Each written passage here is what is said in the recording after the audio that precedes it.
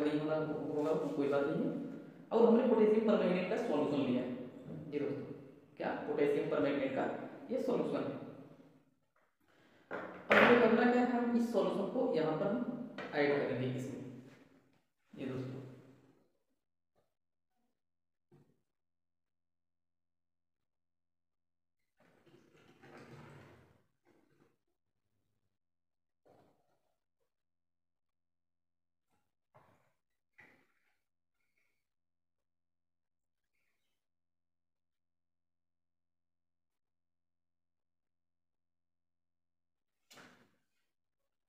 हमने दोस्तों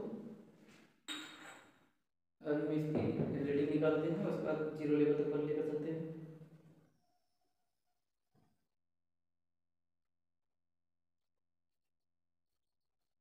जी हमने ब्यूरेट में दोस्तों जीरो लेवल तक कर दिया। और जीरो लेवल करने के पश्चात अब हमें करना क्या है, तो हमने दोस्तों यहाँ पर वापस सेट कर दिया। अब हमें लेना है इसमें मिनिमम अमाउंट में कम से कम 20 ml वाटर लेना है। 20 ml का हम कर सकते हैं कि यहाँ पर लगभग 80 ml तक लेंगे।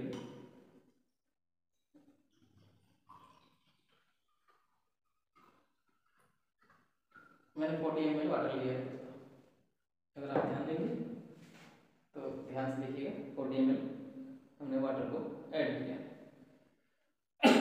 अब इस 40 ml में क्या करना है, इस 40 ml में हमें कार्बोक्सिलिक एसिड की कुछ क्वांटिटी लेनी है। कार्बोक्सिलिक एसिड की कुछ क्वांटिटी लेनी है। और इस कार्बोक्सिलिक एसिड में क्या है, थोड़ा सा ध्यान दीजिएगा, ऑक्जेलिक एसिड व्हाट सूत्र क्या होगा इसका, तो हम कर सकते हैं COOH दैट इज कॉल्ड और C2O4H2 और C2H2O4। यहाँ पर अगर आप ध्यान देंगे तो ये यहाँ पर है। अब इसकी एटॉमिक वेट कितना होता है, एटॉमिक वेट को देखते हैं। यहाँ पर 12 × 2 plus 2 × 1 × 2 sorry 1 × 2 plus 16 × 4 that is 24 plus 2 plus 64 4 2 6 4 8 0 2 2 80 mAm। यहाँ पर अगर आप ध्यान देंगे, ऑफ सॉरी जी गड़बड़ हो गया, कहाँ पर गलती हो गया,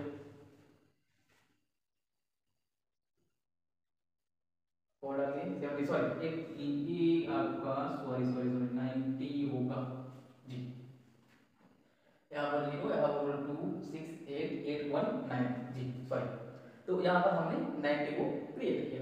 अब हमें क्या करना है, a small amount of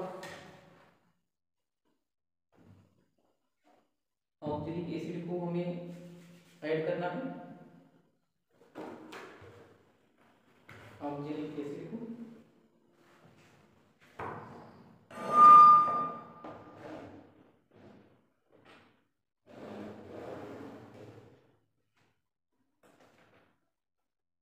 oxalic acid को निकालने के लिए जो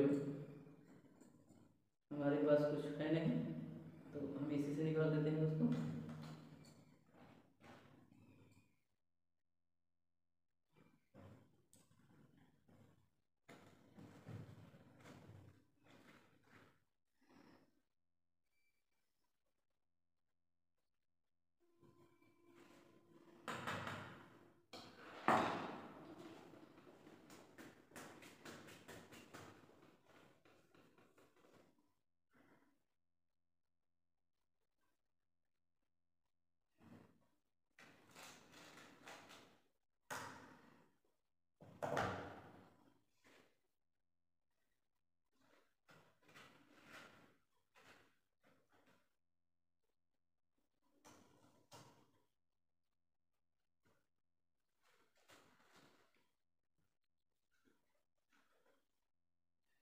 मैंने 10 ग्राम ऑक्जेलिक एसिड को ऐड किया,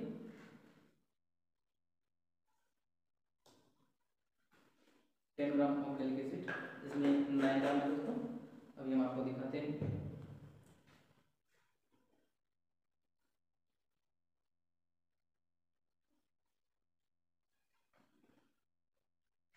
दोस्तों 9 ग्राम, तो अगर आप ध्यान दीजिएगा तो हमने 9 ग्राम कार्बोक्सिलिक एसिड को, और इस कार्बोक्सिलिक एसिड इसमें कौन से हम कर सकते हैं, फॉर्मिक अम्ल। फॉर्मिक अम्ल है दोस्तों ऑक्जेलिक, सॉरी ऑक्जेलिक अम्ल। और इस ऑक्जेलिक अम्ल को हम क्या करेंगे, इसमें घोलेंगे। जी दोस्तों, अब इसे घोलने के लिए हमारे पास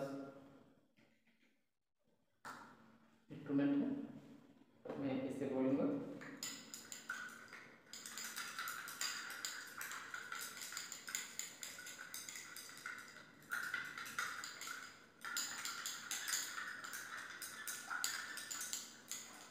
अब यह आपका नॉन ट्रांसपेरेंट हो गया, और मैं इसे ट्रांसपेरेंट करने के लिए क्या करेंगे दोस्तों, कम कर सकते हैं इसमें कुछ मिनिमम अमाउंट ऑफ H2SO4 को ऐड कर देना है।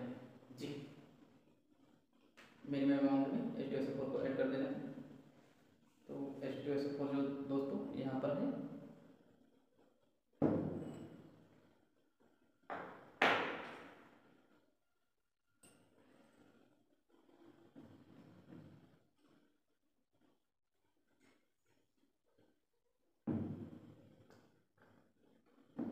जितना हम ऐड करेंगे वो ट्रांसपेरेंट होता जाएगा।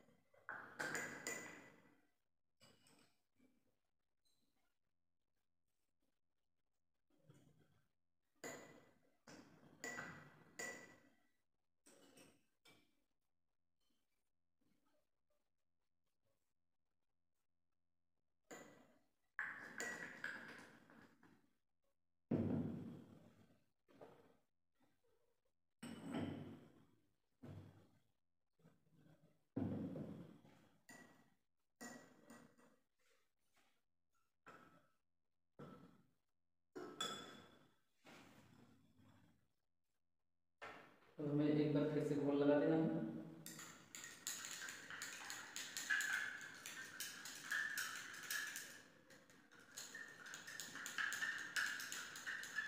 ये बात है।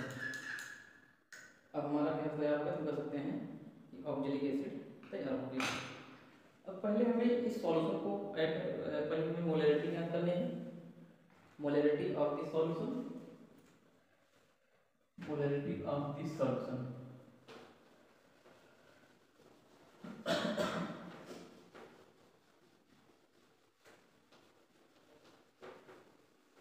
हमने क्या किया दोस्तों, तो हम कर सकते हैं oxalic acid titration.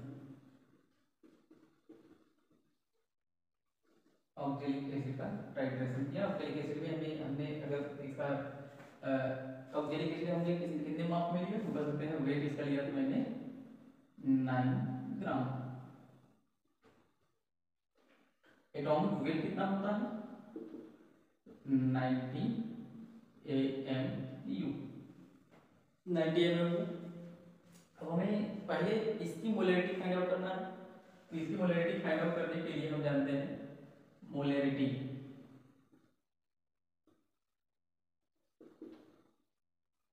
Molarity of oxalic acid is equal to weight W into 1000 divided by atomic weight into value. हमने वैल्यू में जो लिया, कितना लिया, वैल्यू में मैंने लिया 40 ml वाटर। तापमान, temperature, molarity, molarity depend for temperature.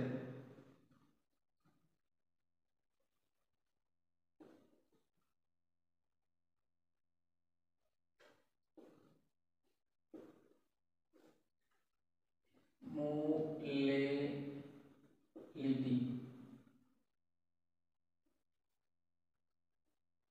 No, temperature yes, molality no, mole fraction no. तापमान को यह शो नहीं करता, तापमान को यह भी शो नहीं करता, मोलेलिटी शो करता है। अगर आप यहाँ पर देखें तो यहाँ पर हमने, क्योंकि इसका तापमान हाई हुआ था, यहाँ पर जब इसको मैंने बोला तो अगर आप ध्यान दे पाए तो इसमें से यह ट्रांसपेरेंट हो गया। अब आप ध्यान से देखिए, ट्रांसपेरेंट हो गया। अब हमें करना क्या है, पहले इसकी मोलेलिटी फाइंड आउट कर देना। वेट कितना है, 9 इंटू 1000 डिवाइड बाई, यहाँ पर कितना होगा आपका 90 इंटू 40, 0 0 0 0 9। अगर यदि आप 9 से निकाल कर दीजिए तो यहाँ पर हो जाएगा 10 4 इक्वल टू 2.5 मोल पर लीटर। यानी कि मोलरिटी अगर मैं आर्सेनिक एसिड की बात करूँ तो 2.5 है। अब हमें इसकी रीडिंग करना है, उसका रीडिंग करना है। 3 बार हमें रीडिंग करना पड़ेगा। हम इसे 3 बार रीडिंग करेंगे। 1 2 3। First time reading, second time reading and third time reading. Reading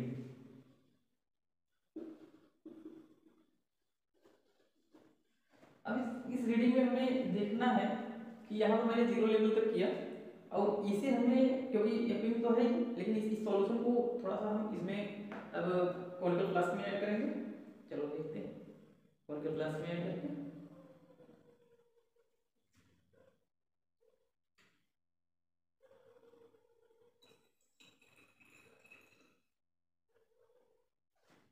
और कॉनिकल फ्लास्क में ऐड करके हमें मिनिमम अमाउंट में ऐड करना है।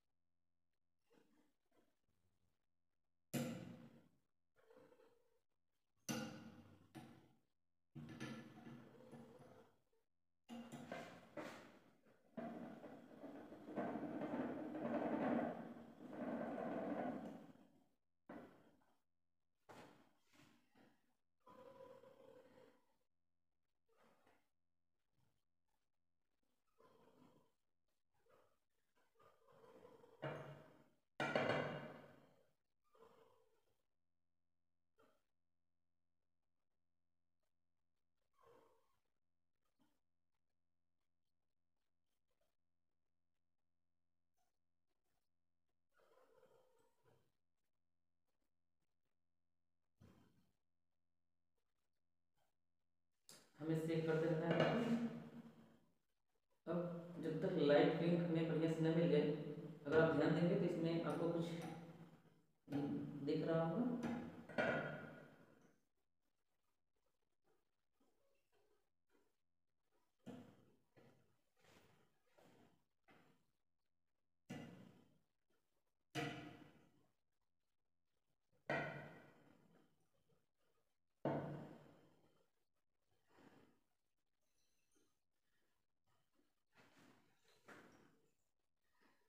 जी दोस्तों,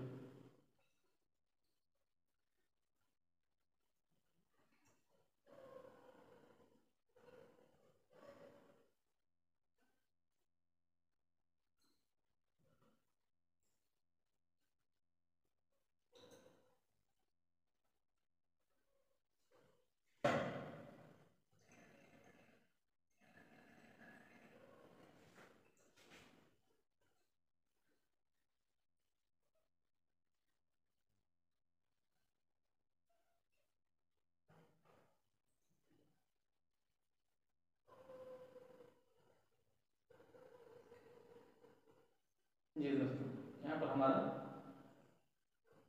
सॉल्यूशन बन के तैयार हो गया। हमने इसकी अगर रीडिंग अगर मैं बात करूँ तो इस लेवल तक लाने में हमने यहाँ पर इसको कितना खर्च किया तो कर सकते हैं कि यहाँ से यहाँ तक खर्च होने में 10, फर्स्ट रीडिंग 10 आया। मैं इसे यहाँ पर ऐड कर दूंगा, और क्योंकि ये थर्ड 3 बार रीडिंग करना है और तीनों बार में एक ही सेम मिल जाए।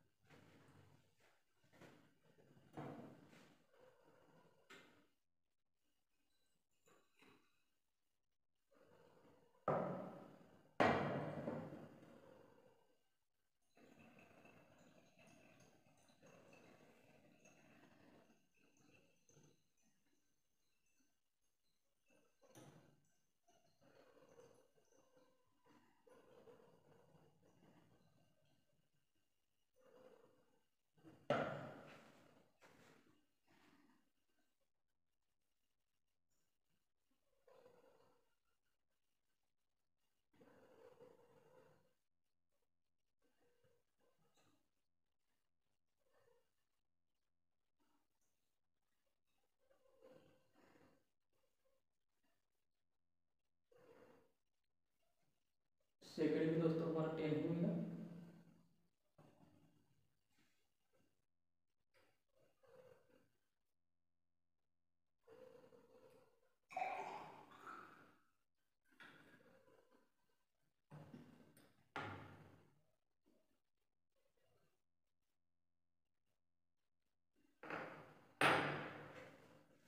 मैं अब सेकंड वाला कितना आया हमारा कर सकते हैं 10, यहाँ पर 20, यानी इसका 10 आया।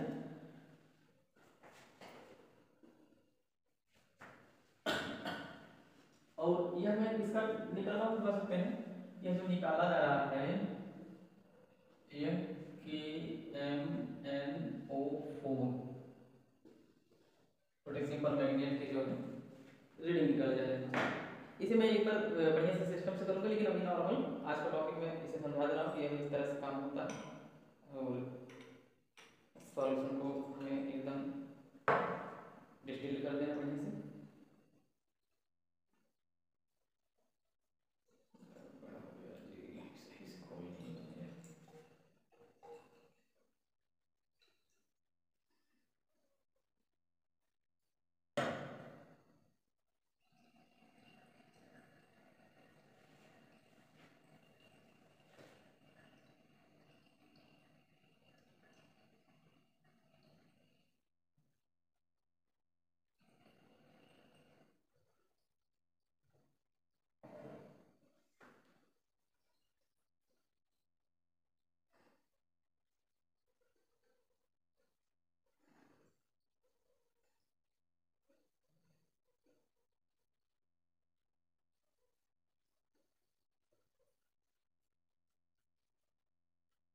ये दोस्तों अब इस रिएक्शन में ध्यान से देखिए, इसमें आपको बहुत बारीकी पता चल जाएगा कि ऑक्सीजन की वजह से यह जो पीला बन रहा था, अब तो ऑक्सीजन जा ही नहीं पा रहा, पीला होने की संभावना नहीं है।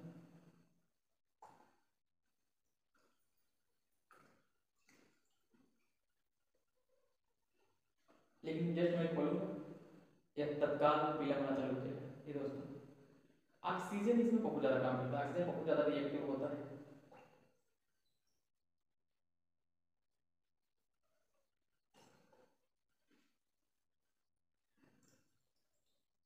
और इसलिए रिडॉक्स टाइट्रेशन भी ये बन सकता है, रिडॉक्स टाइट्रेशन भी कहलाता है।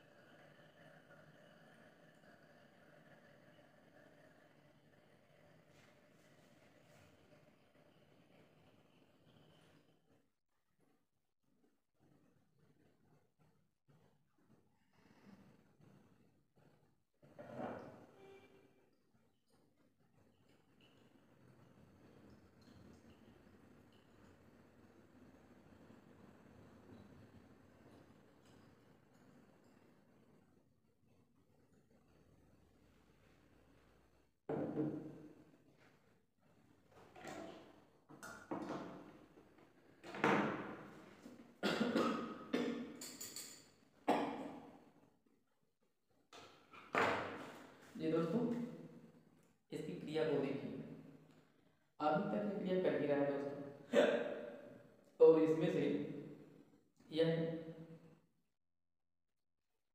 हाइड्रोक्लोरिक जो